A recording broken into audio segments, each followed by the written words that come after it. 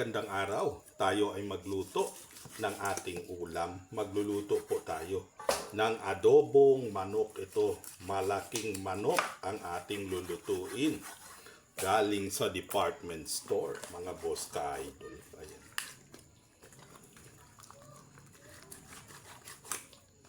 Ayan, ang laki. Lutuin nating adobo. Ang paborito ng pamilya, ang adobong manok. Ayan.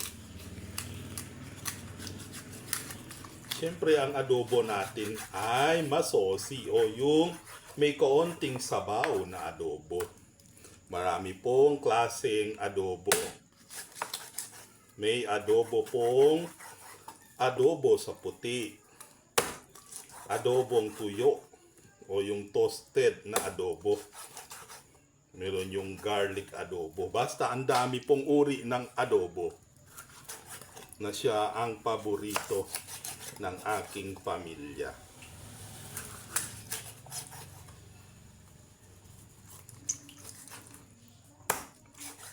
Ayan. Ang laki nito, mga. At syempre, dahil natapos na po natin na chop itong ating chicken, ito, imamarinate po natin siya. Ayan. Maglagay na po tayo ng paminta. Ayan, tama na po yan, mga boss ka-idol. Syempre, asin. Konting asin lang po. Asin po ang ginagamit ko. Hindi po ako gumagamit ng patis. Never akong gumagamit ng patis. Then, ito na po yung ating soy. Ayan. Mukhang kulang po yung soy natin. Kaya dagdagan pa natin. Ayan. Then, ang ating suka. Pawang mga ordinaryong mga soy, suka lang po ang ating ginagamit, mga boss ka-idol. At syempre, itong ating asukal. Ayan. Huwag naman po napakadami. Tama na po yun. May magagalit pag sobrang tamis ng ating niluluto. Ayan.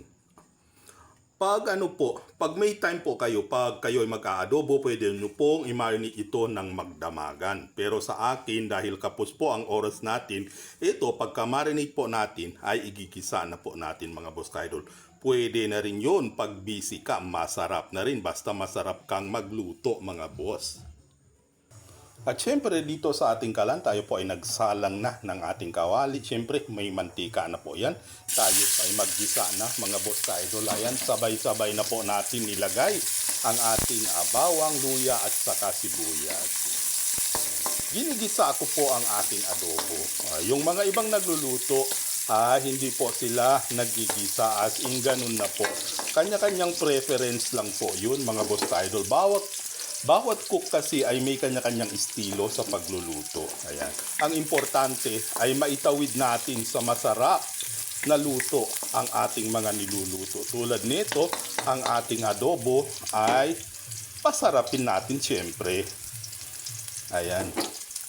Mabango na po siya, mga boss ka-idol. Ayan, nagbabrown na po. Yung maamoy na ng buong barangay na tayo ay may masarap na ulam.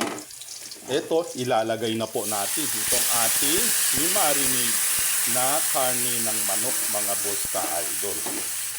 Ayan. O, diba? Madali ang pagluluto.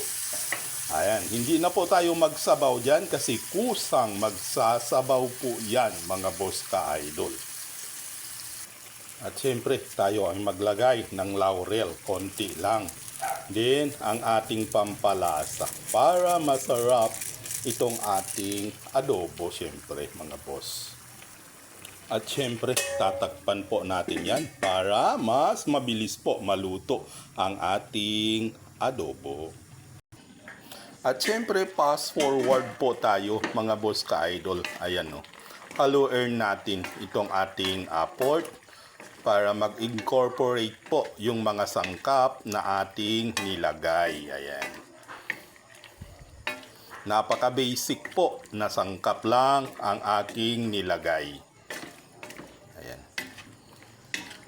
Ang sarap po niyan, mga boss ka-idol. Kahit ganyan lang na napakasimpleng mga sangkap, kung ano lang yung available sa ating kusina ay pwede na po tayo mag-adobo. Mga classic na adobo pero napakasarap nito mga boss ka-idol. Ayan. Antayin lang po natin na kumonti ang tubig niyan ay pwede na po tayo kakain mga boss ka-idol. Kasi hindi po naman toasted ang ating adobo. Masosing adobo, kumbaga may sabaw na adobo. Ayan, takpan muna natin mga boss ka-idol. Ayan na po mga boss ka-idol. Ito po yung sinasabi ko na kusang magsasabaw po siya kahit hindi po natin sinasabawan. Ayan, tama lang po yan para lumambot yung ating manok. Yung hindi po tayo lumalaban pagkakainin na. Charot. Kasi lumalaban ang mga yan pag hindi po siya malambot.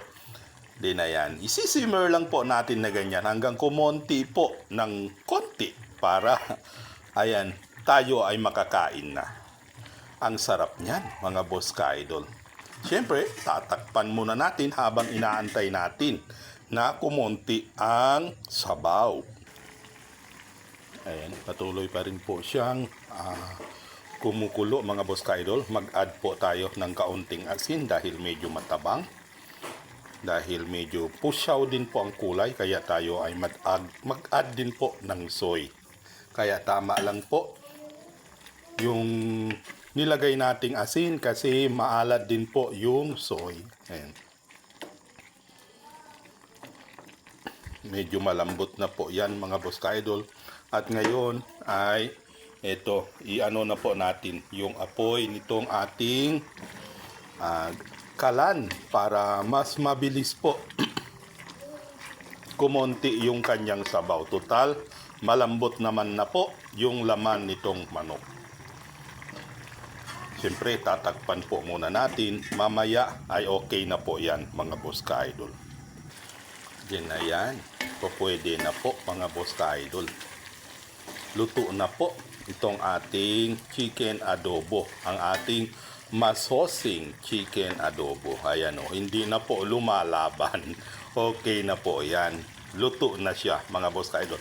Tama lang po yung sauce niya kasi masarap po yan sa mainit-init at bahaw na kanin. O, diba? Siyempre, titikman po natin. Wow, ang sarap. Sampion sa sarap mga boss ka-idol. Kahit simpleng panangkap lang ang ating nilagay. Ayan. Luto na po siya. Ang ating masosing chicken adobo. Hanggang dito na lang po. Maraming salamat sa pagpanood.